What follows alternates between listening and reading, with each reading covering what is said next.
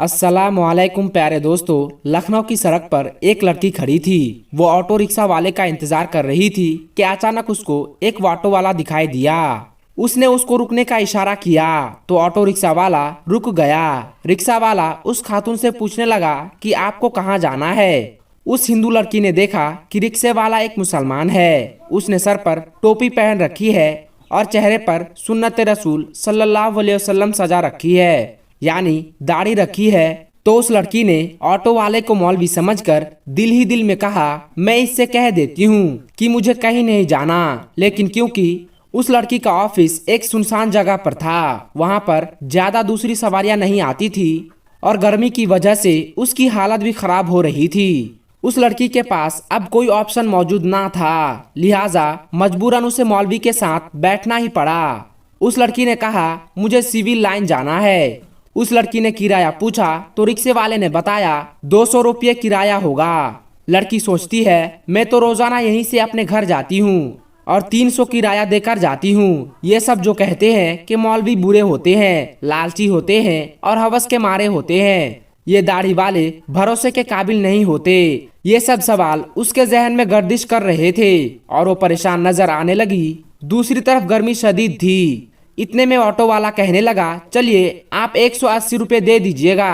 ये लड़की मुसलमान मर्दों से बेहद नफरत करती थी। किसी भी सूरत में मुसलमान मर्द उसे पसंद ना थे, लेकिन आज उसे एक मौलवी के साथ सफर करना पड़ रहा था। इस सफर के दौरान मौलवी ने इस लड़की से क्या कहा, इस मौलवी का उस लड़की पर क्या असर हुआ, ये सारी तफसीलात आगे हम आपको वीडियो में बताएंगे।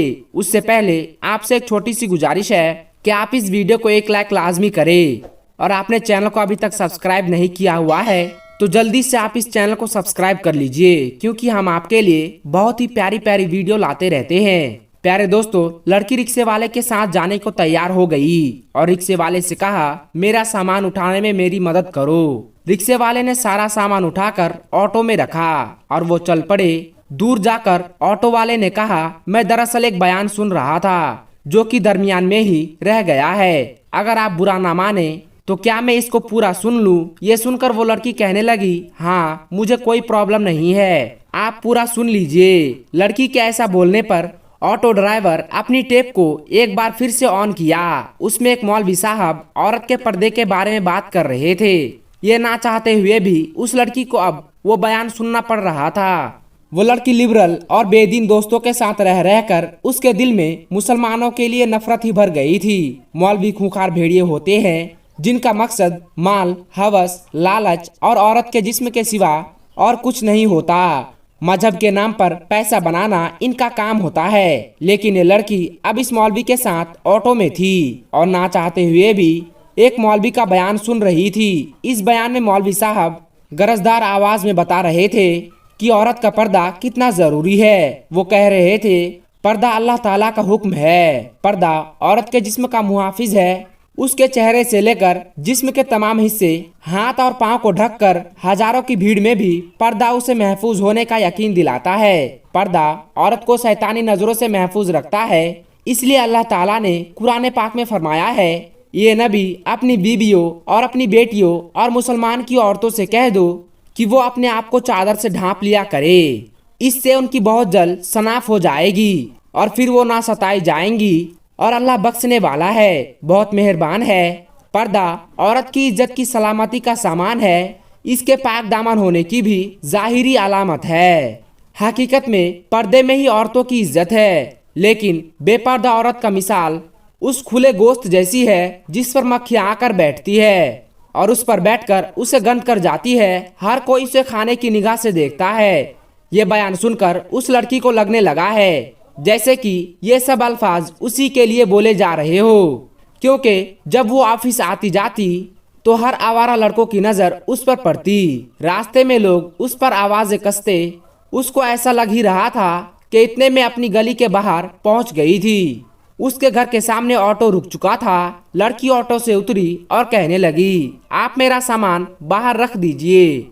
वो लड़की अपने माँ को फोन करती है और कहती है, आप मेरे छोटे भाई सनी को नीचे भेज दीजिए। मेरे पास कुछ सामान है जिसका वजन कुछ ज्यादा ही है, मैं अकेले उठाकर उसको ऊपर नहीं ला सकती। माँ कहती है, बेटा तुम्हारा भाई तो घर पर नहीं है। ये सुनकर ऑटो ड्राइवर बोला, मैं आपका सामान आपके घर तक छोड़ देता हूँ, इसमें मुझे कोई मसला नहीं है। लड़की के दिमाग में ये सोच पहले आ चुका था, ये तमाम खेल पैसे की लालच में किया जा रहा है। मैं इससे अपना सारा सामान ऊपर रखवा लेती हूँ और फिर जितना पैसा मांगेगा मैं उतना पैसा इसको दे दूंगी। लड़की ने कहा, ठीक है, आप सामान घर के अंदर रख दे।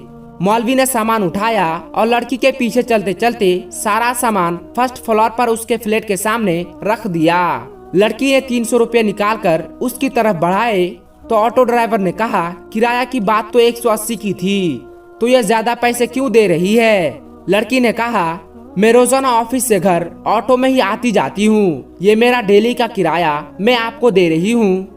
आपने तो मेरा सामान उठाकर दरवाजे तक भी पहुंचा दिया है। अगर आप इसकी अलग कीमत या मुआवजा चाहते हैं तो मैं वो भी अदा करने को तैयार हूँ। मौलवी ने कहा, देखिए बहन, बात 180 रुपए की तय हुई थी, आप मुझे सिर्फ किराया का 180 रुपए ही अदा कीजिए। बाकी जो मैंने सामान उठाने में मदद की है ये तो मेरा दीन सिखाता है, हमें दूसरों के साथ ना सिर्फ हमदर्दी दिखानी चाहिए बल्कि उनकी मुश्किलात में उनके काम भी आना चाहिए। ये सुनकर वो लड़की कहने लगी, आप मुझे एक बात बताइए, क्या आप वाकई में एक मौलवी है? वो शख्स उसकी तरफ देखकर हल्का सा मुस्कुराया और कहा, बहन, मैं कोई हाफिज, आलिम या दीन की बहुत ज्यादा समझ रखने वाला नहीं हूँ, लेकिन मैं उन लोगों से बहुत प्यार करता हूँ। मेरा दीन सिखाता है अपने से दूसरों लोगों के साथ, चाहे उनका ताल्लुक किसी भी दीन से हो, किसी भी मजहब से हो, किसी भी इलाके से हो, आपको उससे हुस्न अखलाक के साथ पेश आना चाहिए। और हमारे दीन में हुस्न अखलाक की बहुत ज्यादा अहमियत है।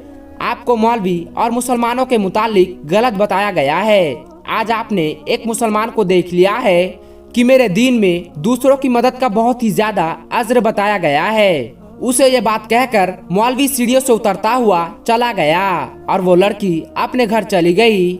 अब उस लड़की के दिल में जो पहले मुसलमानों के लिए नफरत थी वो नफरत खत्म होने लगी। दोस्तों, इस वीडियो से हमें ये मालूम चलता है कि बंदा कोई भी इंसान हो, हमें उसके साथ हुस्न अखलाक के साथ पेश आना चाहिए। यह हमारी निशानी है। जब दूसरे मजहब के लोग आपके अच्छे हुस्न अखलाक को देखेंगे तो सोचेंगे, जब इनका उम्मती ऐसा है तो इनके आका कैसे होंगे। तो दोस्तों, हमें अच्छे हुस्न अखलाक के साथ सभी लोगों के साथ पेश आना चाहिए। दोस्तों, ये वीडियो और ये वाकया आपको कैसी लगी नीचे कमेंट बॉक्स में जाकर हमें कमेंट करके जरूर बताइएगा और इस वीडियो को जितना हो सके दूसरों तक शेयर कर दीजिए। मैं मिलता हूँ आपको फिर एक और नई वीडियो के साथ। तब तक के लिए आप अपना और अपनों का बहुत ज्यादा ख्याल रखिएगा। अस्सलामु अलैकुम व रहमतुल्लाहि व बरकातुहू।